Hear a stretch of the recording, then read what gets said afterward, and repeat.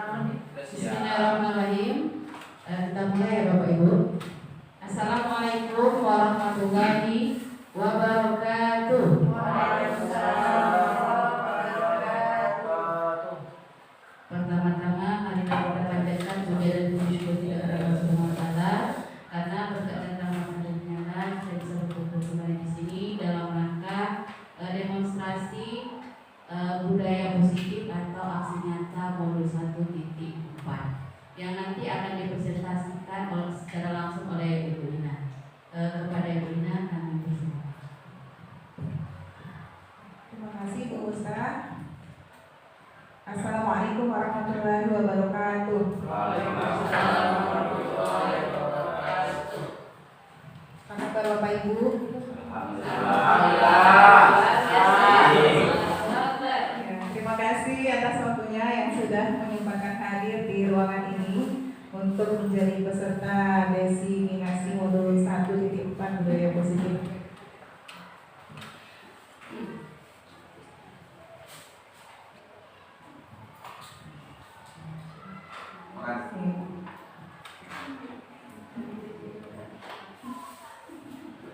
Baik Bapak Ibu, adapun materi kita untuk desiminasi hari ini adalah yang pertama disiplin positif dan nilai-nilai kebajikan universal.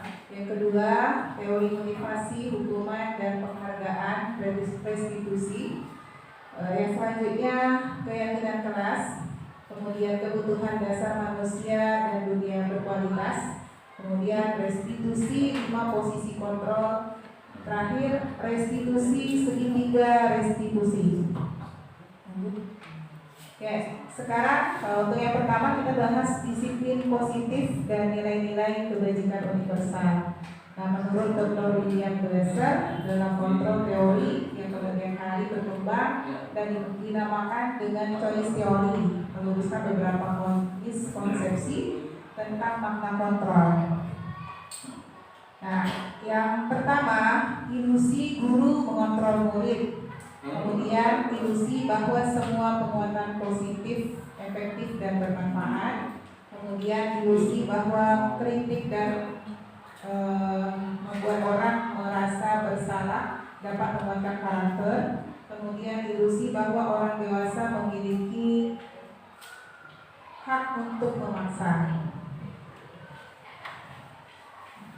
Ya, kita bahas disiplin positif. Nah, dalam budaya kita, maka kata disiplin dimaknai menjadi sesuatu yang dilakukan seseorang pada orang lain untuk mendapatkan kepatuhan. Kita cenderung menghubungkan kata disiplin dengan ketidaknyamanan. Bapak pendidikan kita di Hajar Dewantara menyatakan bahwa di mana ada kemerdekaan, disitulah harus ada disiplin yang kuat. Sungguh disiplin itu bersifat self-disiplin, yaitu kita sendiri yang mewajibkan kita dengan sekeras-kerasnya, tetapi itu sama saja. Sebab jikalau kita tidak cakap melakukan self-disiplin, wajiblah penguasa lain mendisiplinkan diri kita, dan peraturan demikian itulah harus ada di dalam suasana yang berbeda. Disiplin positif adalah suatu pendekatan untuk menerapkan disiplin dari dalam diri anak tanpa hukuman dan hadiah. Disiplin positif perlu diterapkan baik dalam lingkungan keluarga maupun lingkungan sekolah. Nah, untuk mewujudkan atau membangun budaya positif, kita perlu tahu nilai-nilai kebajikan ya. Dan di sini di dalam profil pelajar Pancasila itu ada 6 nilai kebajikan. Yang pertama, beriman, bertakwa kepada Tuhan Yang Maha Esa dan berakhlak mulia, kemudian mandiri, bernalar kritis, berkebinekaan global, bergotong royong dan kreatif. Nah, selanjutnya nilai kebajikan pada sikap murid yang kita harapkan. Yang pertama itu ada sikap toleransi, rasa hormat, integritas, mandiri, menghargai, antusias, empati, keingintahuan, kreativitas, kerjasama, percaya diri dan komitmen.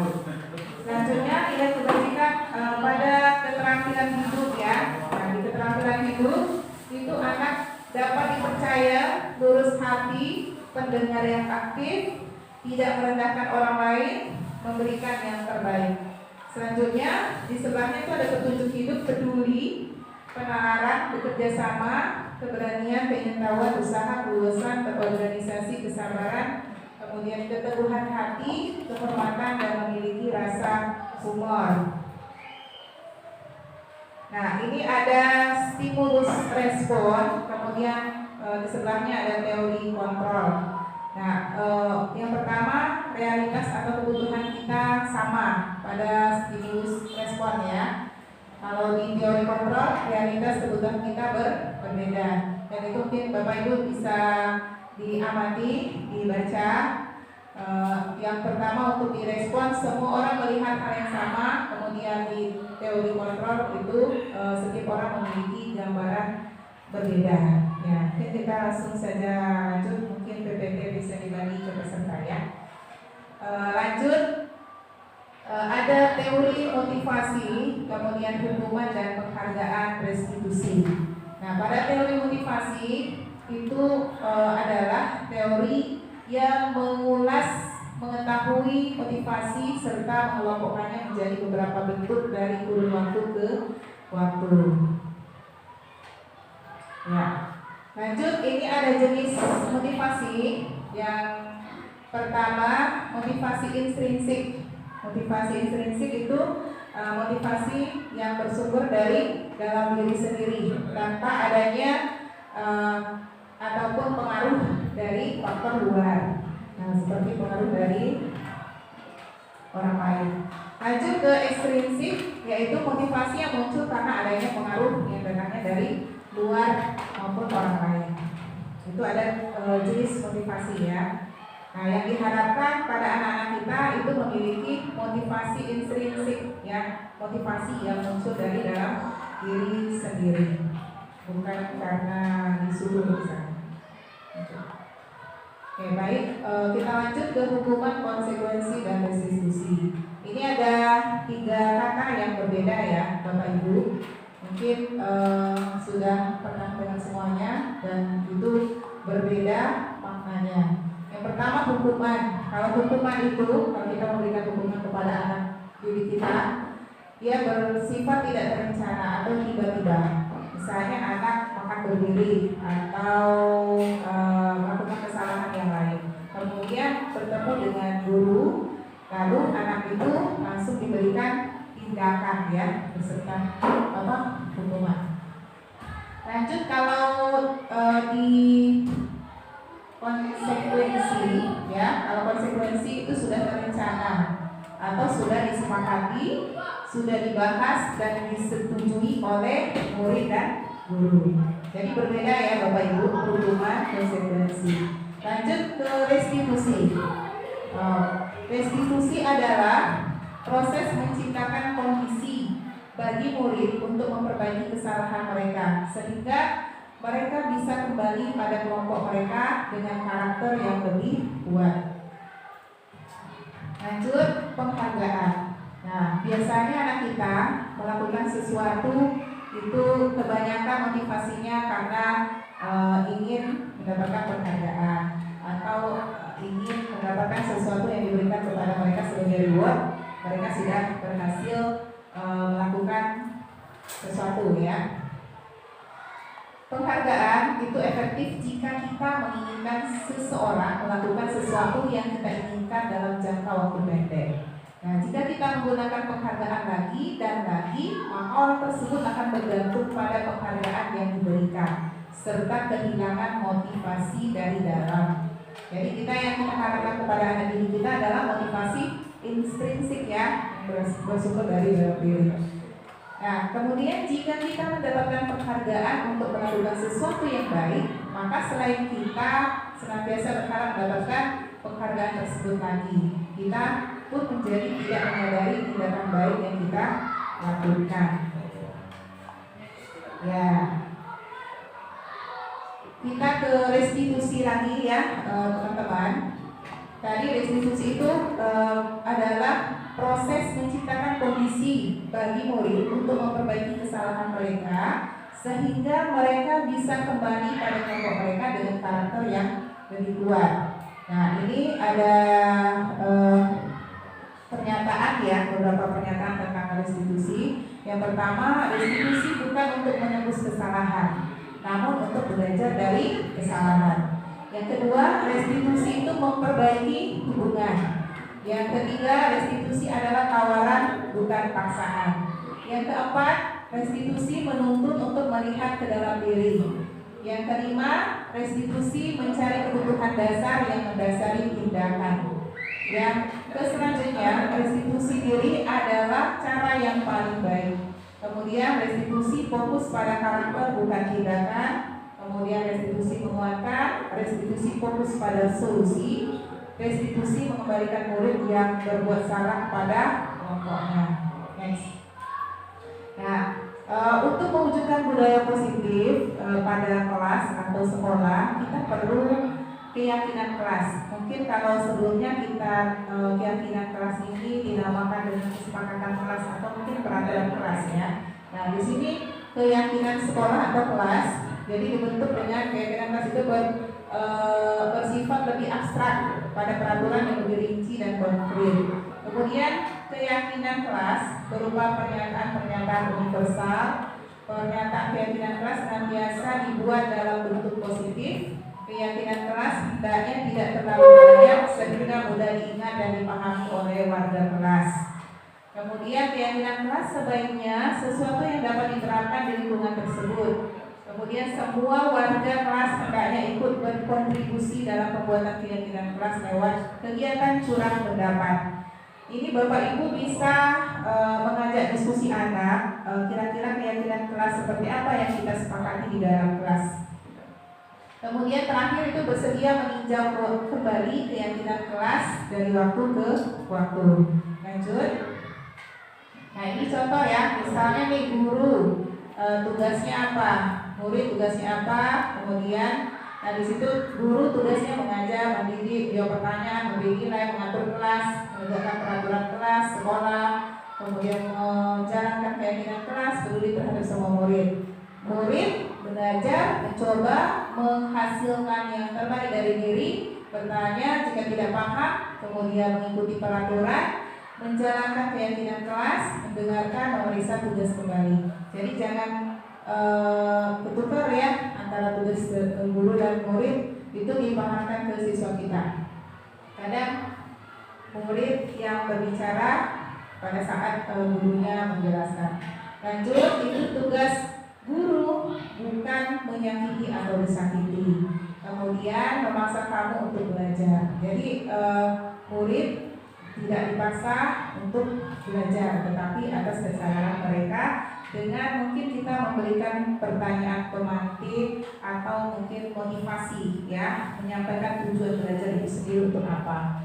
Kemudian merapikan barang-barang murid, menyiapkan bukan merapikan barang-barang murid. Kalau misalnya ada tas terjatuh atau botol minum terjatuh, itu bukan tugas guru, tapi tugas murid itu sendiri ya. Itu bisa diingatkan kepada murid. Kemudian menyiapkan makanan atau barang-barang alat tulis, itu bukan tugas guru. Lanjut ke tugas berikutnya, guru juga bukan menyakiti dan sakiti sudah ya, mengeluh, kemudian merusak barang pribadi orang lain, melakukan tugas guru. Itu murid ya, maaf itu salah ketik ya.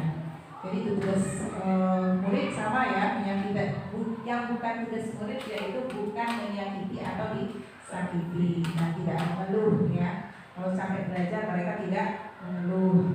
Kemudian merusak barang, bermain di kelas, kaca pecah misalnya, itu kan bukan tugasnya murid. Ya, lanjut ya, itu bisa dibaca sendiri sama Bapak Ibu. Nah, ini contoh ya. Tadi kan keyakinan kelas itu bersifat abstrak. Nah, di kelas 1, contoh keyakinan kelas 1, setiap anggota kelas perlu belajar. Artinya kalau dipahamkan kepada murid, murid itu paham ya bahwa belajar itu penting. Jadi mereka nanti tidak ada yang main-main atau yang tidak serius dalam belajar.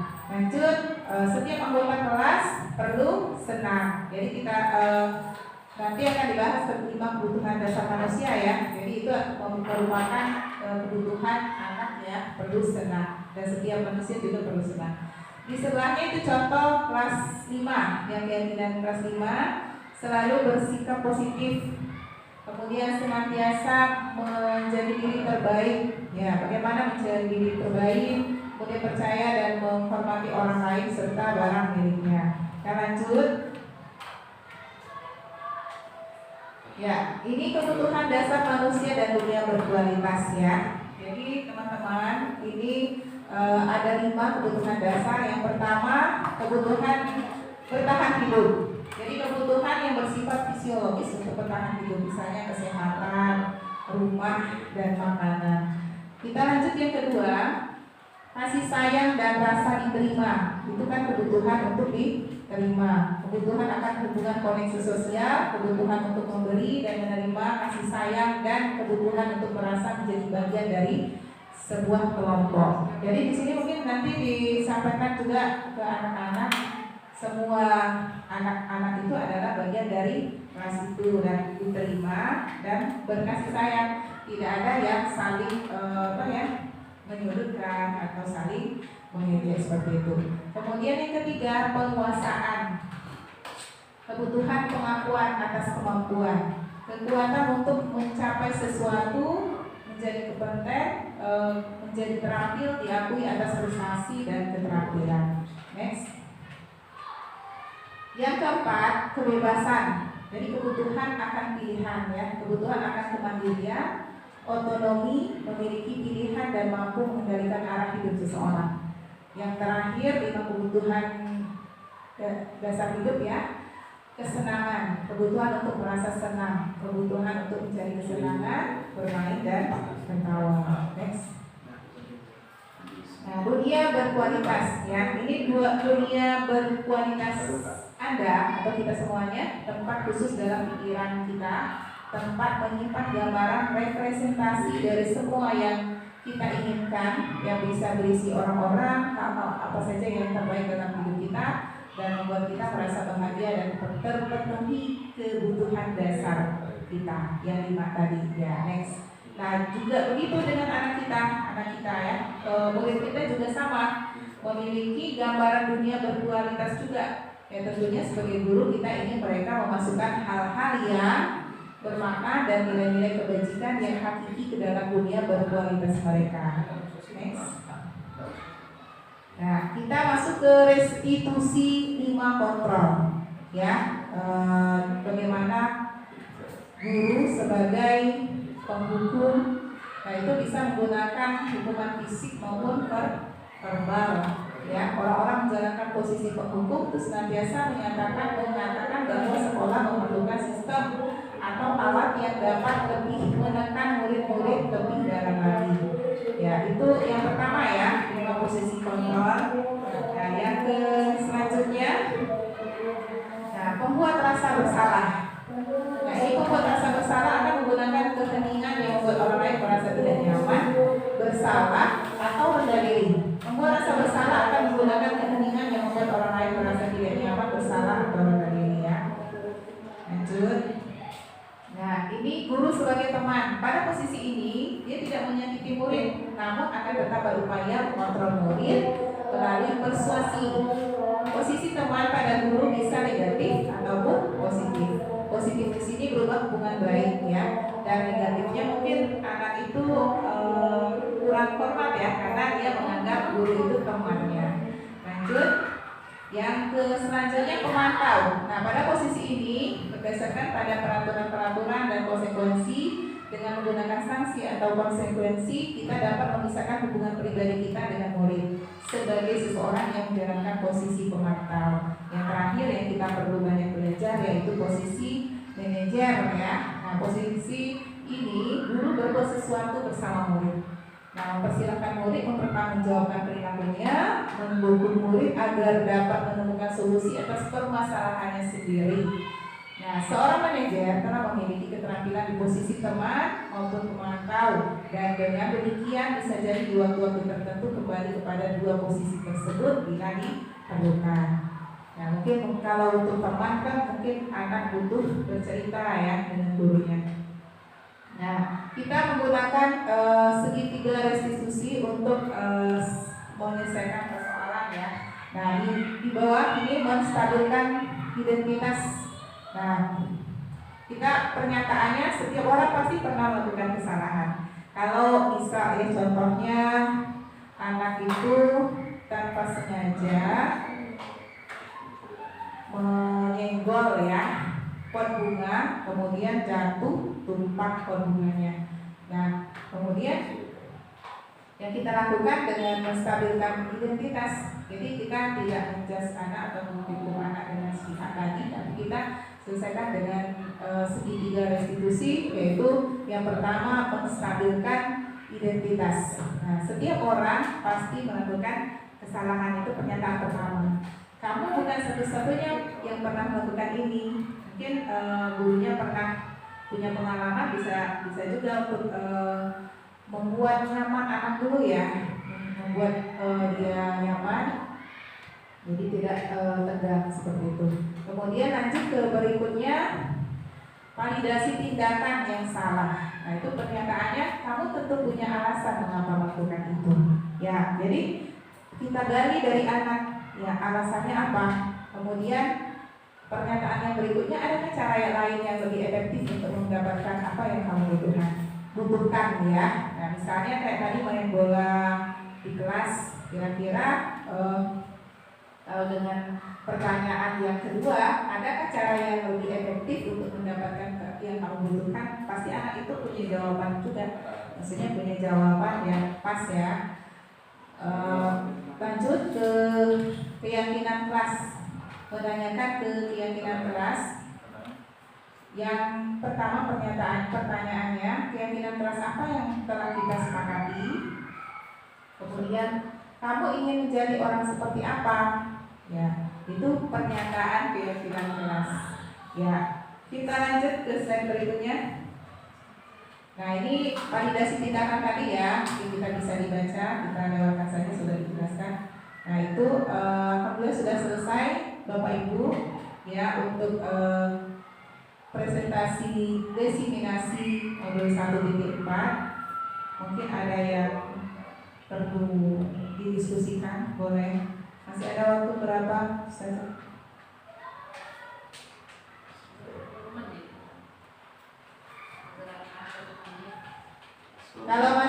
Kalau ada, ya silakan. Mungkin pernyataan, diskusi atau pertanyaan, silakan.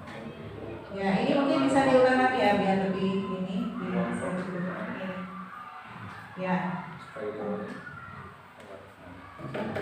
Nah, jadi kan tadi dijelaskan ya, ada satu permasalahan, kemudian kita selesaikan dengan segitiga restitusi. Nah, yang pertama menstabilkan identitas. Ini bagian dasar dari segitiga yang berbeda untuk mengubah identitas anak itu dari orang yang gagal. Tadi kan dia bersalah ya, melakukan kesalahan, kemudian menjadi orang yang sukses. Nah, yang kedua validasi tindakan yang salah. Nah, setiap tindakan yang dilakukan dengan suatu tujuan, yaitu memenuhi kebutuhan dasar. Jadi pasti kalau misalnya kayak tadi nggak sengaja menyenggol pot bunga, mungkin dia lari bermain, pasti itu kebutuhan dasarnya untuk kesenangan ya. Nah, lanjut ke yang berikutnya, sisi 3, menanyakan keyakinan. Nah, setelah langkah 1 tadi kita sudah menyelesaikan dengan langkah 1 dan langkah 2 sukses ya, maka anak itu akan siap untuk dihubungkan dengan nilai-nilai yang kita percaya dan berpindah menjadi orang yang dia inginkan.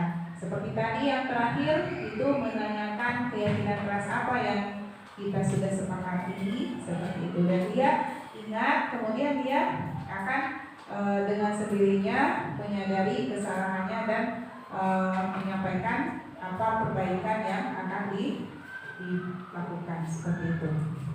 Itu saja teman-teman, terima kasih atas partisipasinya hari ini, kehadirannya hari ini, terima kasih banyak ya. Kita tutup dengan nafas sanggara. Alhamdulillah. Assalamualaikum warahmatullahi wabarakatuh. warahmatullahi wabarakatuh. Waalaikumsalam